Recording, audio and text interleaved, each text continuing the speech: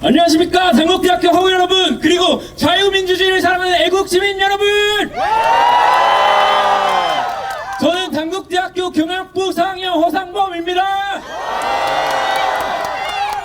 여러분, 현재 상황은 국가 비상사태가 맞습니다. 지금부터 제가 그 이유를 3가지 설명해 보겠습니다. 국가 비상사태의 이유 첫 번째, 탐욕 남용으로 인한 행정 공백입니다. 여러분, 계엄 전 상황을 돌아보십시오. 2022년 5월 10일 윤석열 대통령께서 취임하신 후로 민주당이 민생이 아니라 얼마나 많은 정쟁에 국가적 자원을 소모했는지 아십니까? 발의된 법안 중 단 10%만 통과되었으며 그마저도 민생 관련 법안은 거의 처리되지 않았는데다 윤석열 정부 출범 이후 민주당은 무려 29차례 탄핵을 발의하며 국정을 마비시켰습니다. 특히 계엄 선포 전 22건, 계엄 후 단 22일 만에 7건을 탄핵을 추가 발의했습니다. 물론 탄핵소추권은 대통령의 계엄권과 같이 국회의 정당한 권한입니다. 그러나 탄핵소추는 헌법과 법률을 중대하게 위반한 경우에만 행사되어야 하지 단순한 정치적 공격 수단으로 변질되어서는 안됩니다. 민주당은 탄핵을 정략적 도구로 사용하여 행정부를 과도하게 흔들고 정부 조직이 정상적으로 운영될 수 없도록 국정 공백을 초래했습니다. 행안부 장관, 방통위원장, 서울중앙지검장, 차장검사, 부장검사, 법무부 장관, 경찰청장, 대통령, 국무총리까지 이 모든 직책이 탄핵 대상으로 거론되는 형식은 그야말로 경악스러울 지경입니다.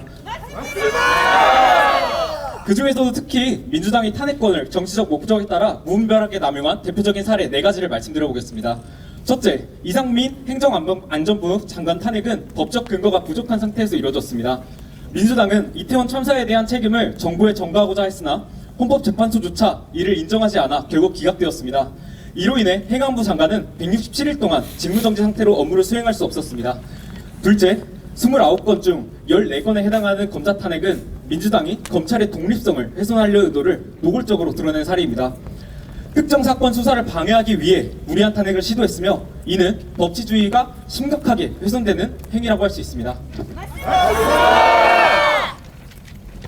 셋째, 방통위원장 연쇄 탄핵은 민주당이 언론을 장악하려는 의도를 노골적으로 드러낸 사례입니다. 특히 이진숙 방통위원장의 경우 취임한 지 불과 하루 만에 탄핵소추가 발의되었습니다. 이는 방통위의 정상적인 직무 수행을 방해하고 민주당 본인들에게 유리한 미디어 환경을 조성하기 위한 탄핵으로밖에 보이지 않습니다. 그렇지 않습니까?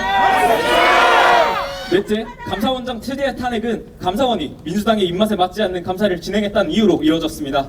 이는 국가기관의 독립성을 보장해야 할 헌법 정신에 정면으로 위배되며 민주당이 권력을 유지하기 위해 국가 시스템을 무너뜨리려 했음을 보여줍니다. 여러분, 국가 안보와 치안을 책임지는 핵심 기관들을 무력화시키고 대한민국을 마비시킨 자들이 누구입니까? 입법부가 삼권 분립을 무너뜨리고 다른 헌법기관 위에 군림하는 것이 과연 민주주의입니까? 입시 비리를 저질러 전국민적 분노를 사고 법원에서 유죄 판결을 받은 조국조차 법무부 장관직을 탄핵당하지 아니하였습니다. 이들의 탄핵 남발은 자유민주주의 국가라면 도저히 볼 수 없는 그야말로 민주주의 학살극이라고 할 수 있습니다.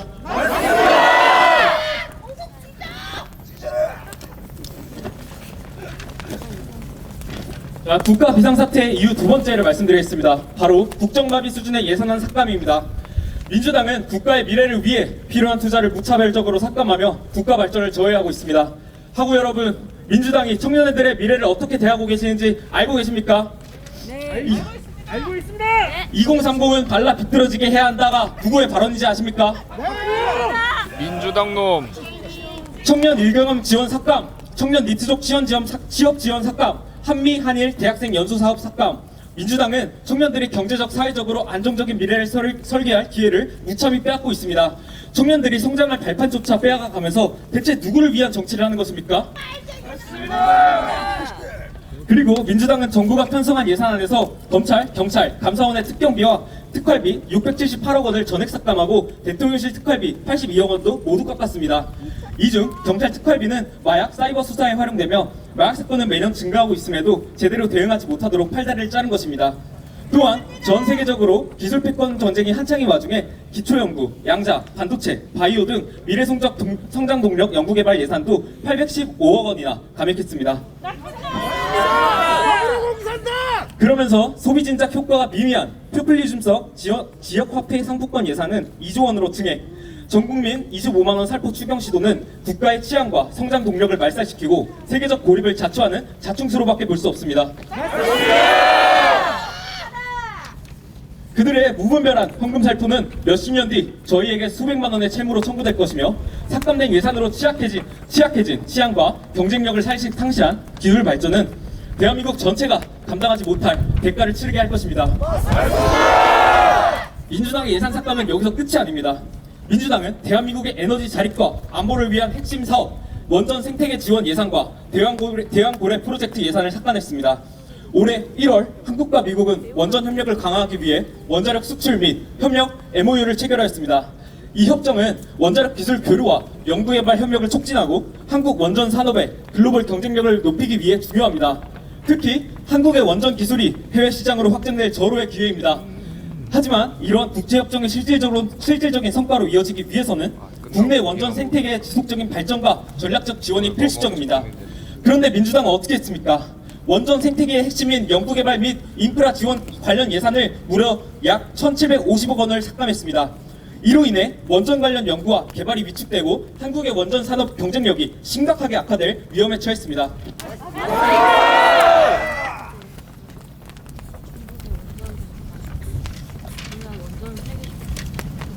여러분, 에너지 산업을 단순히 전력 생산의 문제로만 봐서는 안 됩니다. 이것은 국가의 경제와 안보, 나아가 미래를 지키는 핵심적인 산업입니다.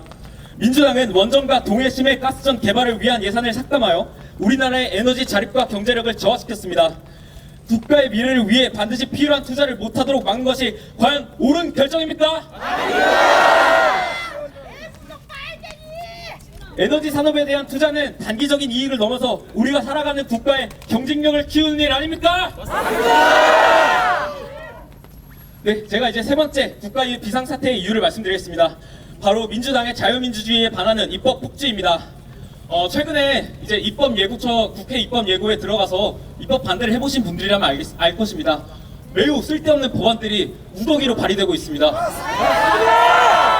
민주당은 국가보안법이 표현의 자유와 인권을 침해한다는 이유로 여러 차례 폐지 또는 개정을 시도하였습니다. 국가보안법은 6.25 남침 이후 적파통일의 야욕을 버리지 않은 북한군과의 군사적 대치 상황에서 자유민주주의를 지키기 위한 핵심 법률입니다. 하지만 민주당은 과거부터 인권과 표현의 자유를 침해한다며 국보법 개정 폐지를 주장해왔습니다.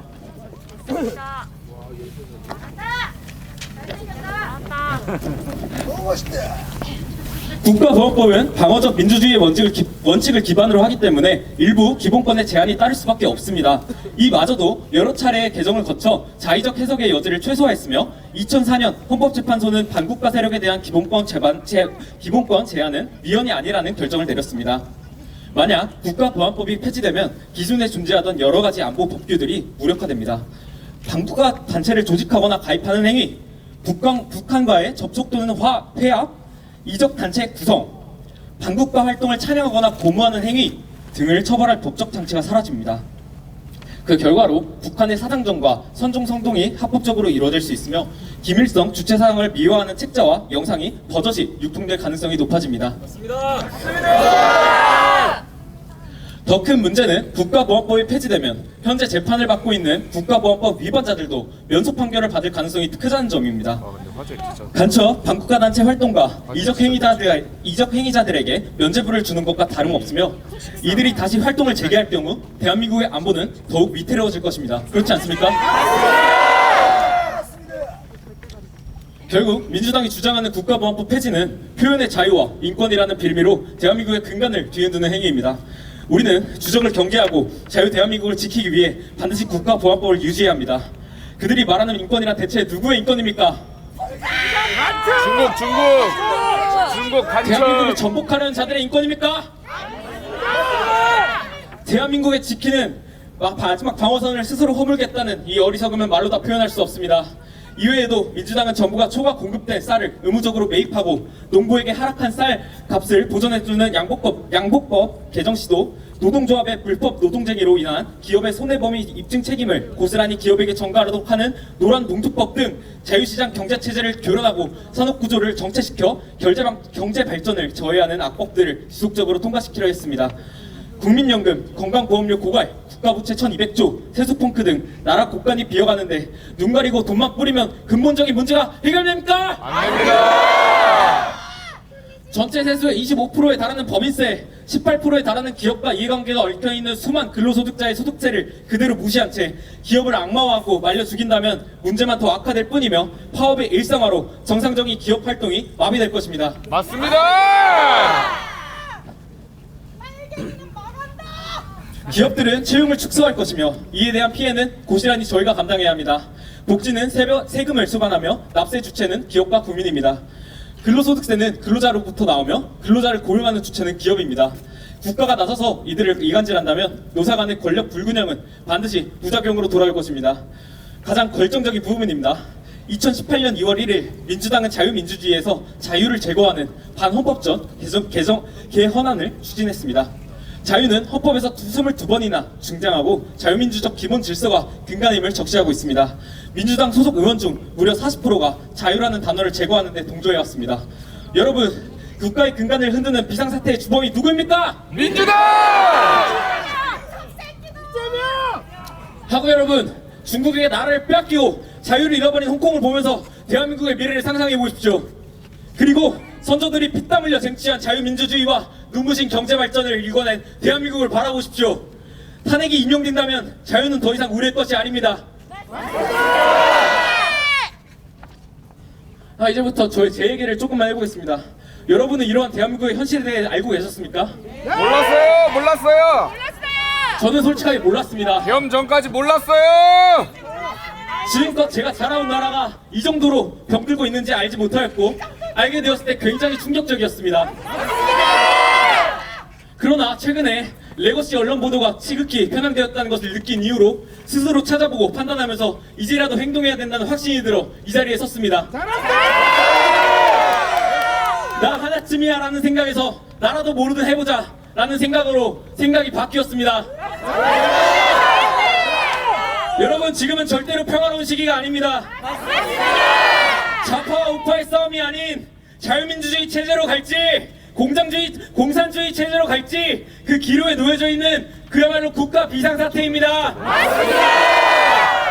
자유민주주의 체제 지키기 위한 결단을 내린 대통령을 이제 우리 손으로 지킬 때입니다. 지키자.